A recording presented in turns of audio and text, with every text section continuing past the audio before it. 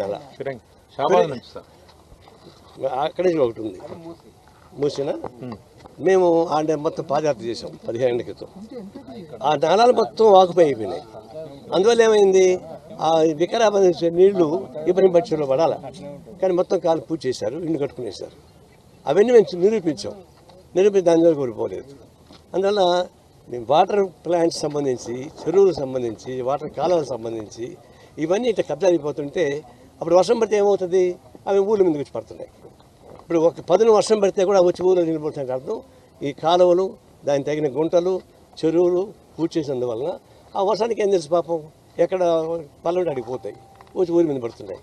ఒక అరగంట వర్షం పడితే 10 గంటలు జామ్ అయిపోతా ఉంది హైదరాబాద్ సిటీలో. దీనికి కారణం కూడా ఇట్లాంటివి. అందుకే ఇవన్నీ ఇది ఒకటి కాదు, ఆరంభం సూరత్వం కాదు, హైదరాబాద్లో ఇట్లాంటివన్నీ కూడా మొత్తం ఖాళీ చేయించమని, అట్లా ఖాళీ చేయిస్తే